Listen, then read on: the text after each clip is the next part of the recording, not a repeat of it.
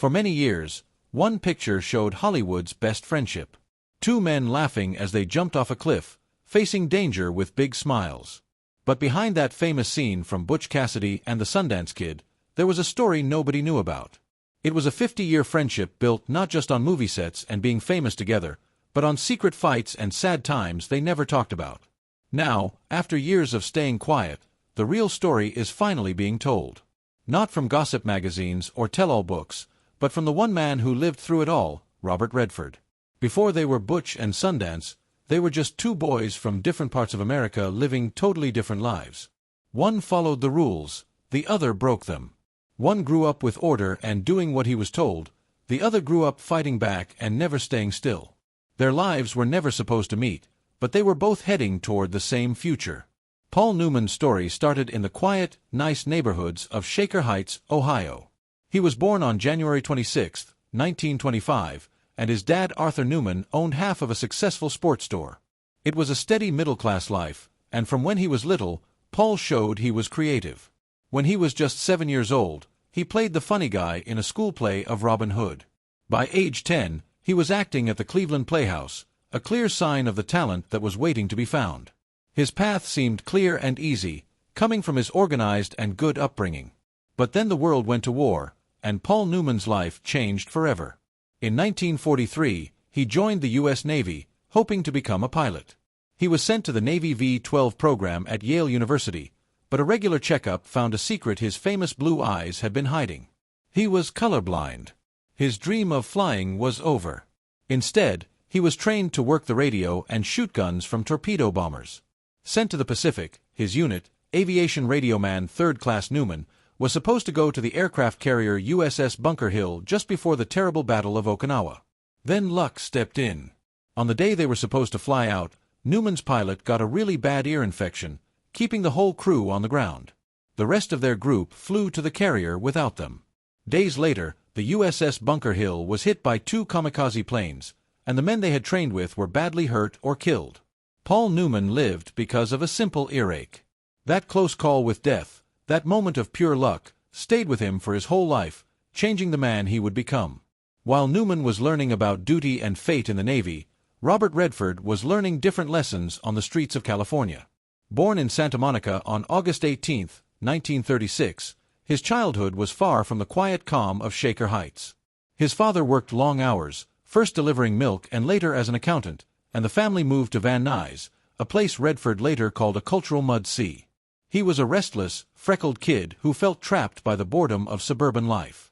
To escape, he became a rebel, climbing buildings and stealing car parts just for the excitement of it. But his rebellious spirit was tested early. At age 11, Redford got a mild case of polio. It wasn't bad enough to put him in an iron lung, but it was enough to keep him stuck in bed for weeks, a time of forced stillness for a boy who only wanted to move. This experience, this early battle, only made his desire for action and adventure stronger later in life. He was great at sports and got a baseball scholarship to the University of Colorado. But his rebellious streak followed him. He started drinking, skipping classes, and was finally kicked off the team, losing his scholarship. Lost and confused, he traveled through Europe, trying to find himself as a painter before finally landing in New York to study acting, a job he once thought was silly. One man was a war hero who barely escaped death and came back to study drama on the GI Bill. The other was a college dropout and a self-described outlaw who stumbled into acting. They were two sides of the American coin, shaped by completely different fires. And in Hollywood, their two worlds were about to crash together. By 1968, Paul Newman was more than a movie star. He was an icon. With movies like The Hustler and Cool Hand Luke, he was one of the biggest names in the world. Robert Redford, on the other hand, was mostly unknown. His biggest claim to fame was starring with Jane Fonda in the romantic comedy Barefoot in the Park. He was a working actor, but he was far from a star. Then came a script called Butch Cassidy and the Sundance Kid. Redford read it and knew right away that the part of the Sundance Kid was perfect for him. It tapped into that restless outlaw spirit he had carried his whole life. But the studio, 20th Century Fox, had other plans. They wanted a star as big as Newman to play Sundance, and Redford wasn't on their list. The director, George Roy Hill, fought for him, but the studio wouldn't give in. They made Hill meet with other big-name actors, but he knew Redford was the one. The standoff continued for months. The studio tried everything to keep Redford out of the film. Finally, it all came down to one man, Paul Newman. He had the power to get the movie made, and he had the power to choose his co-star. He and Redford met in Newman's apartment in New York. Newman listened to the studio's worries, and then he made a decision that would not only change Redford's career, but would also create a bond of loyalty that would last a lifetime. He stood up to the studio bosses and told them he wanted to work with an actor, not just another star.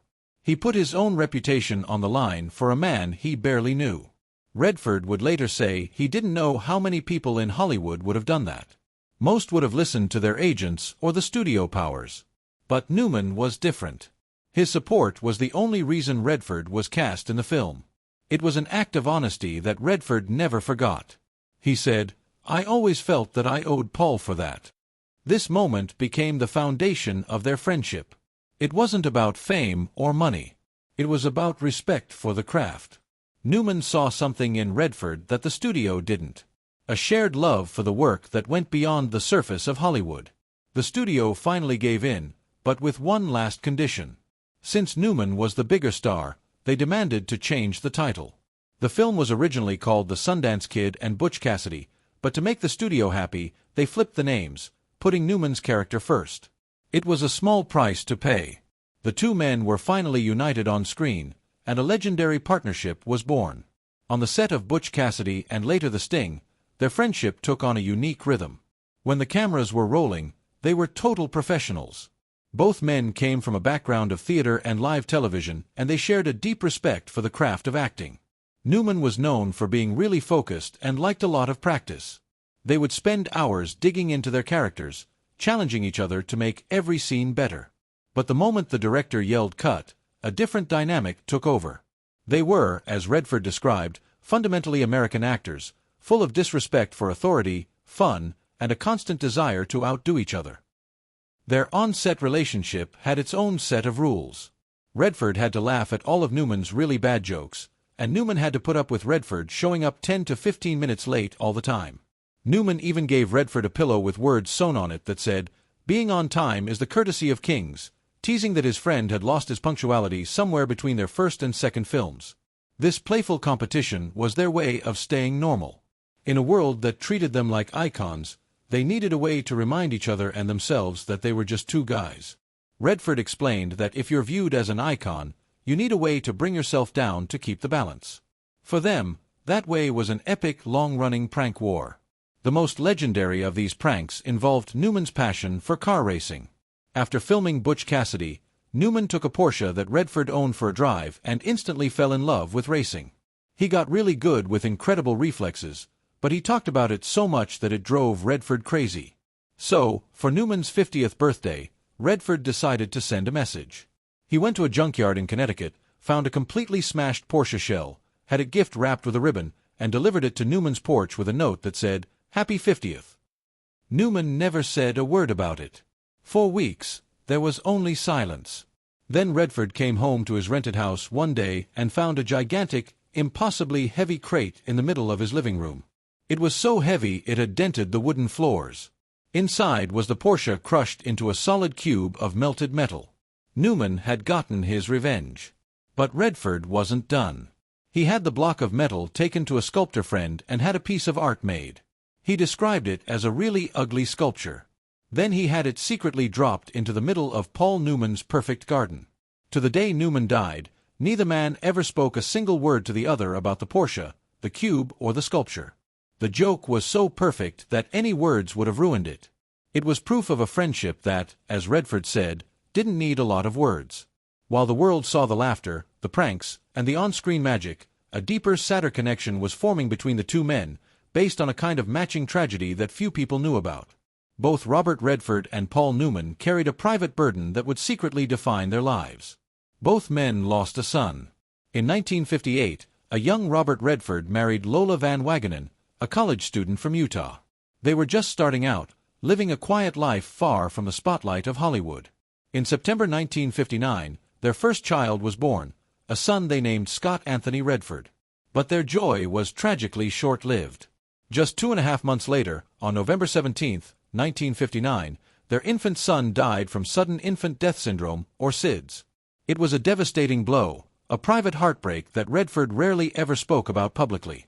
He and Lola were left to grieve an unimaginable loss long before he became the Sundance Kid. Nearly 2 decades later, tragedy struck Paul Newman's family in a painfully similar way. Newman had a son from his first marriage to Jackie Witt, and his name was also Scott.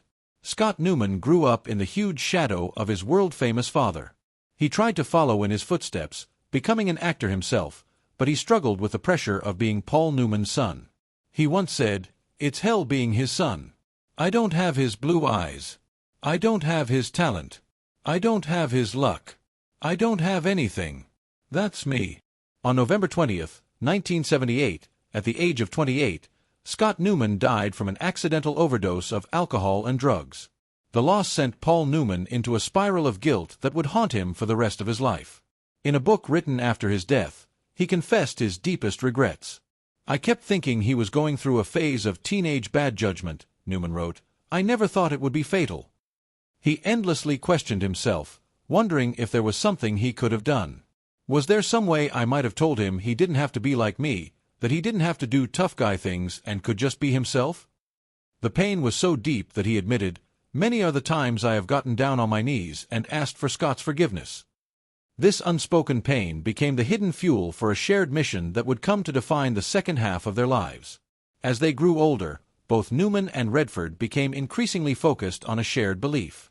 As Redford put it, "If you are lucky enough to have success, you should put something back."